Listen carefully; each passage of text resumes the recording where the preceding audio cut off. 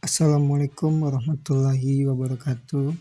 Perkenalkan, nama saya Renaldo Kurniawan dari Prodi Pendidikan Teknik Mesin 2018. Di sini saya akan menjelaskan tentang korosi dan teknik pelapisan. Selamat menyaksikan. Pengertian korosi. Korosi adalah perubahan logam secara fisika maupun kimia akibat hilangnya fungsi mekanik logam tersebut.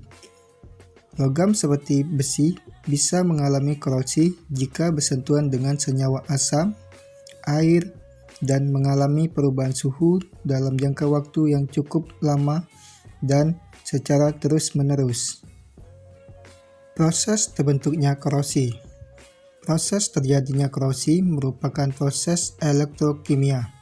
Elektrokimia adalah proses terjadinya reaksi redoks atau reduksi oksidasi secara spontan.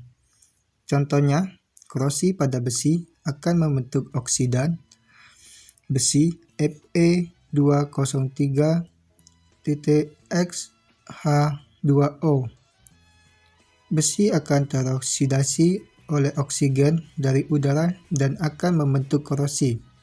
Persamaan reaksi yang berlangsung bisa dilihat pada tabel di bawah. Adapun faktor-faktor yang mempercepat korosi. Yang pertama, air dan kelembapan udara. Air dan kelembapan udara memegang peran penting pada proses terjadinya korosi. Semakin tinggi kadar uap air di sekitar logam, maka semakin mudah logam mengalami korosi. Kedua, elektrolit.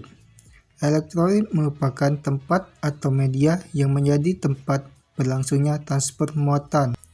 Hal itu mengakibatkan oksigen di udara lebih mudah mengikat elektron. Yang ketiga, permukaan logam yang tidak rata. Logam yang permukaannya tidak rata akan mudah mengalami korosi. Hal itu diakibatkan oleh terbentuknya kutub-kutub muatan di permukaan logam. Kutub muatan tersebut ada yang berperan sebagai anoda dan katoda. Keempat, terbentuknya sel elektrokimia. Terbentuknya sel elektrokimia ini dilatar belakangi oleh adanya dua permukaan logam yang saling bersinggungan. Jika permukaan logam yang bersinggungan memiliki perbedaan potensial elektroda, maka terbentuk sel elektrokimia. Selanjutnya, jenis-jenis korosi.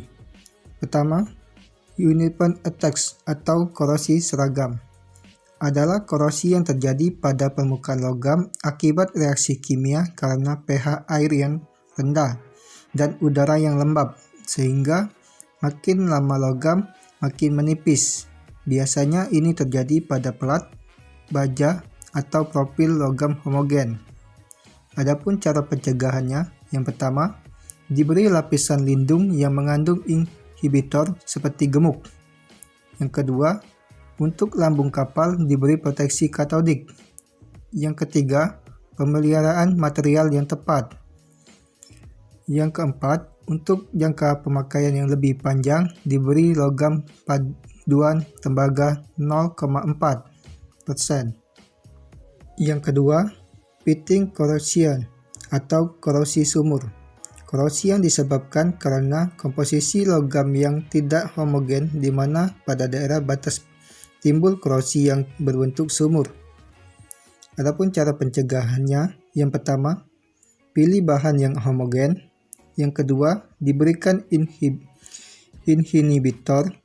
Yang ketiga, diberikan coating dari zat agresif.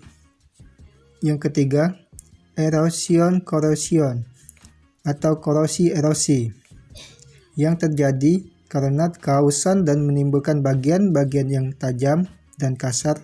Bagian-bagian inilah yang mudah terjadi korosi dan juga diakibatkan karena fluida yang sangat deras dan dapat mengkikis film pelindung pada logam korosi. Ini biasanya terjadi pada pipa dan propeller. Adapun cara pencegahannya, yang pertama, pilih bahan yang homogen. Yang kedua, diberi coating dari zat agresif. Yang ketiga, diberi inhibitor. Yang keempat, hindari aliran fluida yang terlalu deras. Yang keempat, galvanic corrosion atau korosi galvanis.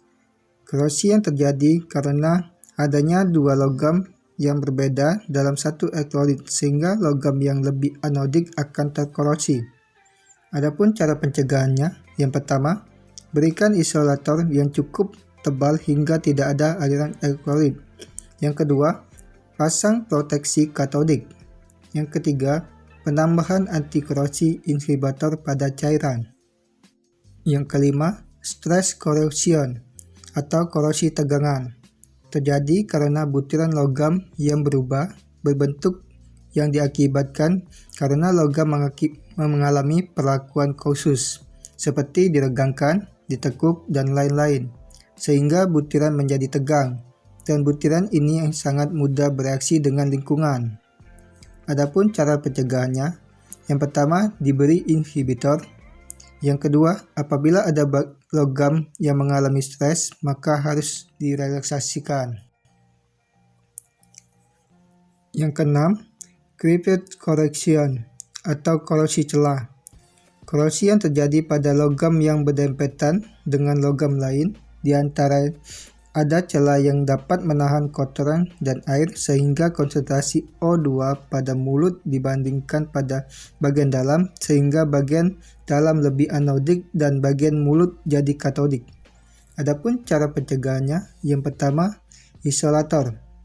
Yang kedua, dikeringkan bagian yang basah. Yang ketiga, dibersihkan kotoran yang ada. Ketujuh, Pertion corrosion atau korosi lelah.